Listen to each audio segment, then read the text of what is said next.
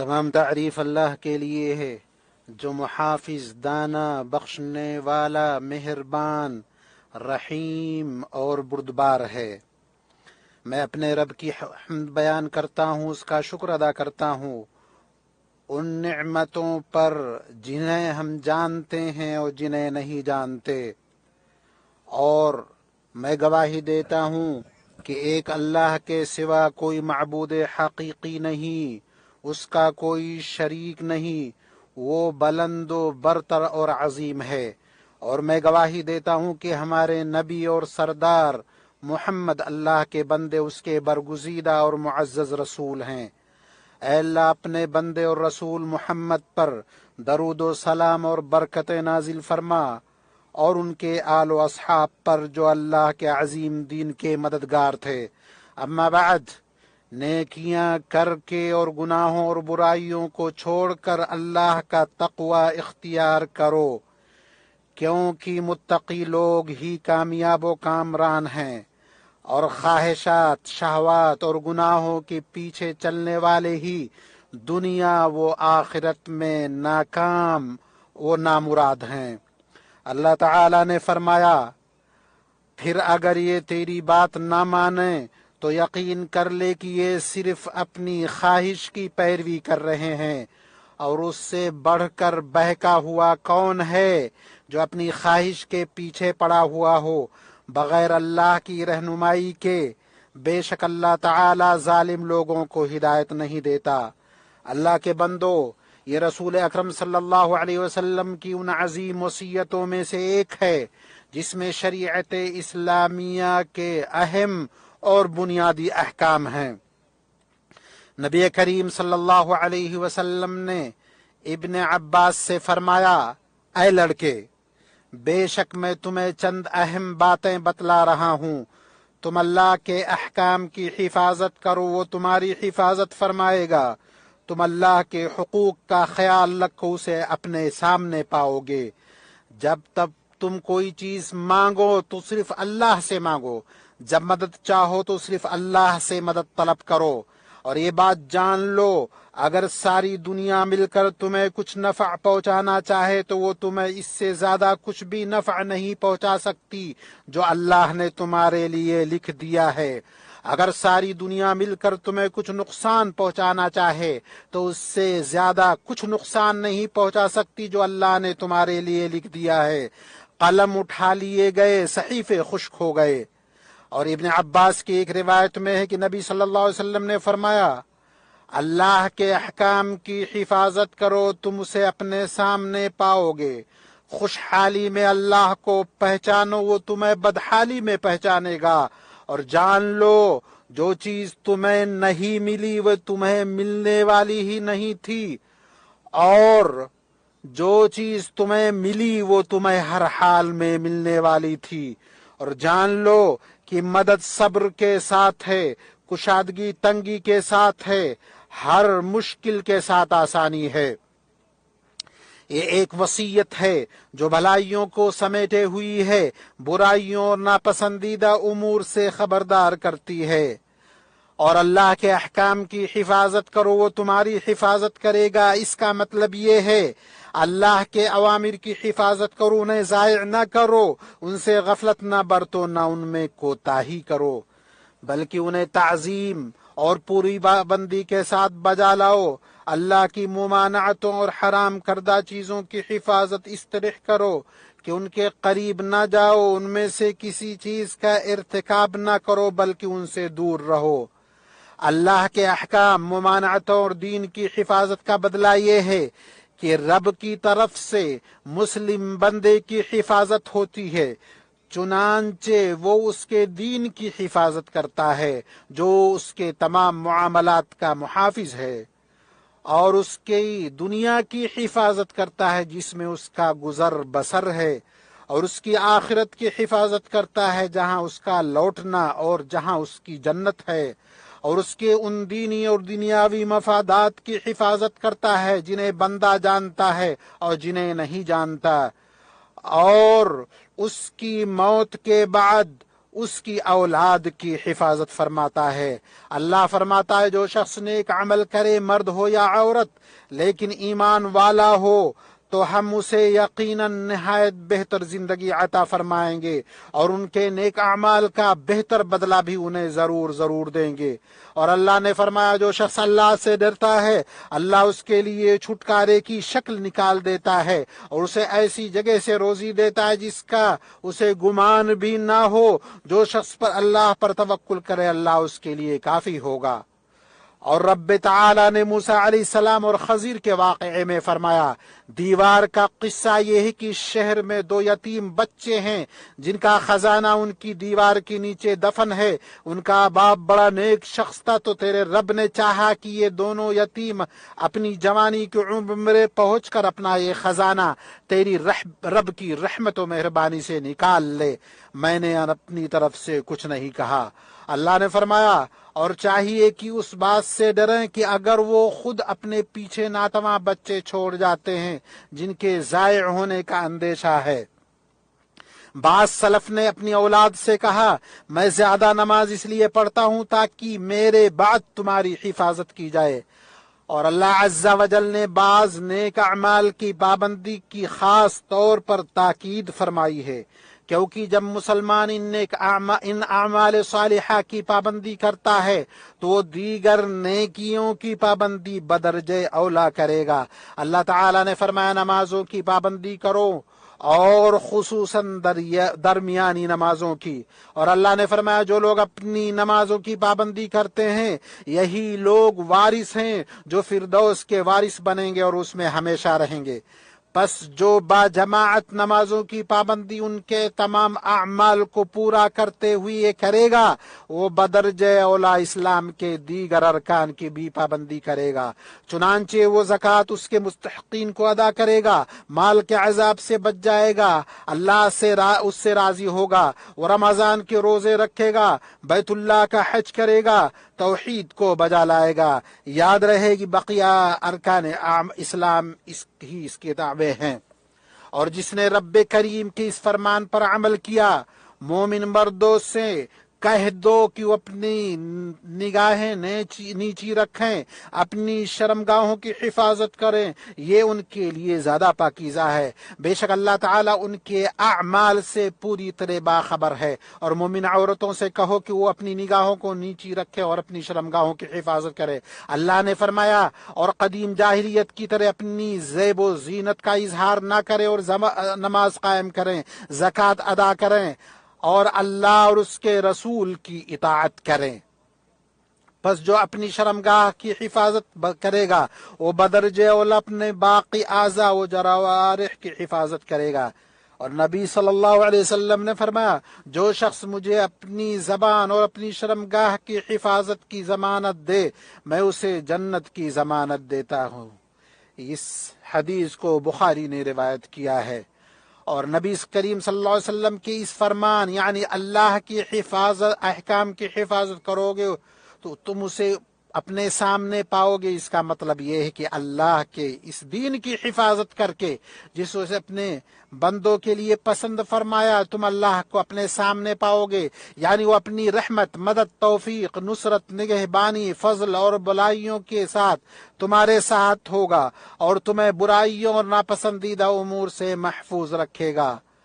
اور اگر تمہیں کوئی ناپسندیدہ چیز پہنچے تو وہ دراصل تمہارے درجے کی بلندی اور آخرت کے لیے ثواب کا ذخیرہ بنے گا، جیسا کہ نبی کریم صلی اللہ علیہ وسلم نے فرمایا مومن کے معاملے پر تعجب ہے، اس کا ہر حال خیر ہی خیر ہے، اگر اسے خوشحالی پہنچے تو شکر کرتا ہے اور اس کے لیے بہتر ہوتا ہے، اور اسے تکلیف پہنچے تو صبر کرتا ہے، یہ بھی اس کے لیے بہتر ہوتا، اور یہ مقام مومن کے سوا کسی کو حاصل نہیں۔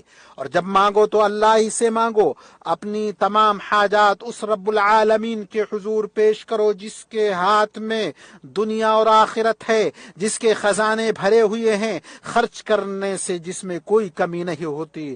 پس اگر ساری مخلوق ایک ساتھ اکٹھا ہو کر اللہ سے مانگے، اللہ ہر ایک کو اس کی مانگی ہوئی مراد اور خواہش عطا کر دے تو اس سے اللہ کے خزانے میں کوئی کمی نہیں آئے گی۔ کہاں ہے وہ لوگ جو یقین رکھنے والے، مانگنے والے، پابندی کرنے والے ہیں، اور جب مدد چاہو تو تم اللہ ہی سے مدد چاہو، کیونکہ اللہ سے مدد طلب کرنا عظیم عبادتوں میں سے، جیسے اللہ نے بندوں کے بارے میں فرمایا ہم تیری ہی عبادت کرتے ہیں اور تجھی سے مدد چاہتے ہیں۔ چنانچہ وہ امور جن پر قدرت صرف اللہ کو حاصل ہے، ان پر اور ان کے حصول پر مدد بھی صرف اسی اللہ سے طلب کرنی چاہیے۔ لہذا جو شخص کسی مخلوق سے ایسی چیز پر مدد چاہے جس پر صرف اللہ قادر ہے تو اس نے عبادت میں اللہ کے ساتھ شرک کیا، اور نبی کریم صلی اللہ علیہ وسلم کے فرمان قلم اٹھا لیے گئے، صحیفے خشک ہو گئے۔ اس کا مطلب یہ ہے کہ قضا و قدر کے قلم سے فیصلے لکھے جا چکے اور تقدیریں مکمل لکھی جا چکی ہیں، اب ان میں کوئی تبدیلی نہیں ہوگی۔ اور صحیفے جن میں قضا و قدر لکھے گئے خشک ہو چکے ہیں، اب ان میں کوئی تبدیلی نہیں ہوگی۔ بس جو مصیبت بندے کی قسمت میں لکھ دی گئی ہے اسے ضرور پہنچ کر رہے گی، اور جو اس کی قسمت میں نہیں لکھی گئی اس سے ہرگز نہیں پہنچے گی۔ اور جان لو کہ مدد صبر کے ساتھ ہوتی ہے، یعنی صبر اس کے ساتھ جڑا ہوا ہے۔ نبی کریم صلی اللہ علیہ وسلم نے یہ نہیں فرمایا کہ نصرت صبر کے بعد آتی ہے اور کشادگی تنگی کے ساتھ ہوتی ہے، یعنی دونوں ساتھ ساتھ ہوتے ہیں۔ یہ نہیں فرمایا کہ کشادگی تنگی کے بعد آتی ہے، اور آسانی مشکل کے ساتھ ہوتی ہے، یعنی آسانی مشکل کے ساتھ ہے۔ یہ نہیں فرمایا کہ آسانی مشکل کے بعد آتی ہے۔ یہ سب اللہ تعالی کی رحمت ہے، اور یہ بات اللہ تعالی کے اس فرمان کے عین مطابق ہے۔ بے شک تنگی کے ساتھ آسانی ہے، یقیناً تنگی کے ساتھ آسانی ہے۔ یہ آیت اس قدر بلیغ ہے کہ مفسرین نے کہا ایک تنگی دو آسانیوں پر غالب نہیں آ سکتی، ایک تنگی دو آسانیوں پر غالب نہیں آ سکتی، کیونکہ تنگی ایک ہے اور آسانی ایک سے زیادہ۔ اور اس حدیث میں بدن اور دل کے نیک اعمال جمع کر دیے گئے ہیں۔ کیا ہی کامیابی اس شخص کی جس نے اس پر عمل کیا، اور کتنا خسارے میں وہ ہے جو اس پر عمل سے محروم کر دیا گیا۔ اللہ تعالیٰ نے فرمایا توبہ کرنے والے، عبادت گزار، حمد کرنے والے، تسبیح کرنے والے، رکوع کرنے والے، سجدہ کرنے والے، نیکی کا حکم دینے والے، برائی سے روکنے والے، اللہ کی حدود کی حفاظت کرنے والے، اور مومنوں کو خوشخبری دے دو۔ اللہ تعالیٰ قرآن عظیم میں میرے اور آپ کے لیے برکت عطا فرمائے، سید مرسلین کی سنت کے ذریعے مجھے اور آپ سب کو نفع پہنچائے۔ میں یہ بات کہتا ہوں، اللہ سے مغفرت طلب کرتا ہوں۔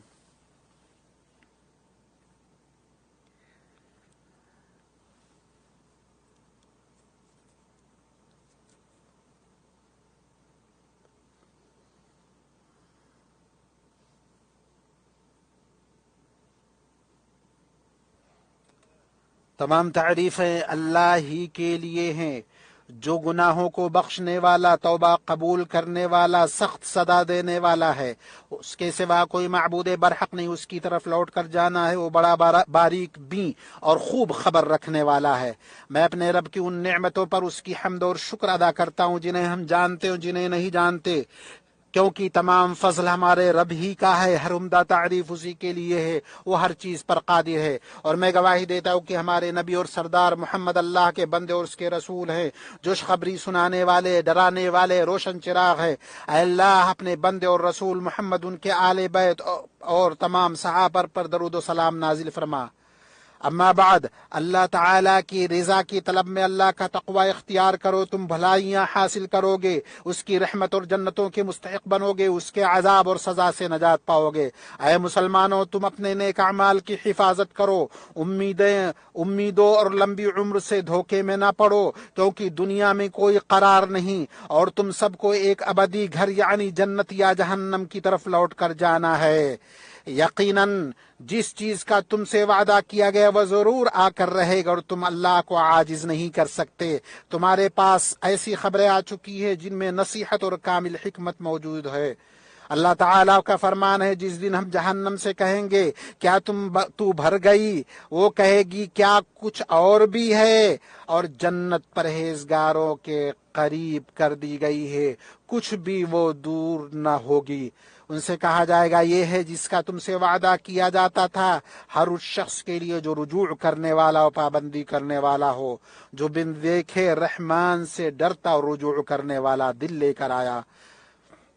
ان سے کہا جائے گا سلامتی کے ساتھ اس میں داخل ہو جاؤ۔ اللہ کے بندو، یقیناً اللہ اور اس کے فرشتے نبی پر درود بھیجتے ہیں، ایمان والو تم بھی ان پر درود و سلام بھیجا کرو۔ نبی صلی اللہ علیہ وسلم نے فرمایا جو شخص مجھ پر ایک مرتبہ درود بھیجتا ہے اللہ تعالیٰ اس پر 10 رحمتیں نازل فرماتا ہے۔ لہٰذا اپنے اولین و آخرین کے سردار نبی پر درود و سلام بھیجو۔ اے اللہ محمد اور آل محمد پر رحمت نازل فرما جس طرح تو نے ابراہیم علیہ السلام آل ابراہیم پر رحمت نازل فرمائی، بے شک تو قابل حمد بڑی شان والا ہے۔ اے اللہ خلفائے راشدین ابو بکر، عمر، عثمان اور علی رضی اللہ عنہم، تمام صحابہ کرام اور قیامت تک بھلائی کے ساتھ ان کے نقش قدم کی پیروی کرنے والوں سے راضی ہو جا، اور ہمیں بھی اپنے فضل و کرم سے اس میں شامل فرما دے اے ارحم الراحمین۔ اے اللہ اسلام و مسلمانوں کو عزت عطا فرما، غلبہ عطا فرما، کفر، کافروں، شرک اور مشرکوں کو ذلیل کر۔ اے اللہ ہر زمانے اور ہر جگہ اپنے دین، اپنی کتاب، اپنے نبی کی سنت کو غلبہ عطا فرما اے رب العالمین۔ اے اللہ مسلمانوں سے مصیبتیں، سختیاں، پریشانیاں دور فرما اپنی رحمت سے اے ارحم الراحمین۔ اے اللہ ہمارے اور تمام مسلمانوں کے فوت شدگان کی مغفرت فرما اور انہیں عذاب قبر سے محفوظ رکھ۔ اے اللہ ہر مسلمان مرد اور عورت کے معاملے کی خود نگرانی فرما، ان کے کام آسان کر دے، ان کی پریشانیاں دور کر دے۔ ہمارے اور تمام مسلمانوں کی بیماروں کو شفا عطا فرما، ہمیں، ہماری اولاد کو شیطان و ابلیس اور اس کے ساتھیوں پیروکاروں سے محفوظ رکھ۔ اے اللہ اس مبارک سرزمین اور جو مسلمانوں کے لیے نمونہ عمل ہے اس کو دشمنوں کے حملوں، بدخواہوں کے شر سے محفوظ رکھ۔ اس کے فوجیوں، سرحدوں، خادم حرمین شریف ہے ان کے ولی عہد کی حفاظت فرما، اور ہر خیر کے کاموں میں ان دونوں کی مدد فرما اے رب العالمین۔ اس ملک اور تمام مسلمان ملکوں کے لیے انہوں کو بھلائیوں کی توفیق عطا فرما، اور تمام مسلم ممالک کو ہر شر سے محفوظ رکھ اے رب العالمین۔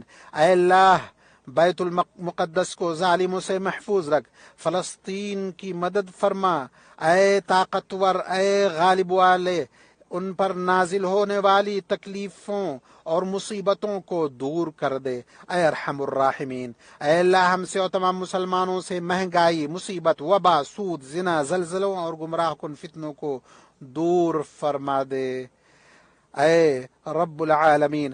پس اللہ کا کثرت سے ذکر کرو، اس کی نعمتوں پر اس کا شکر ادا کرو،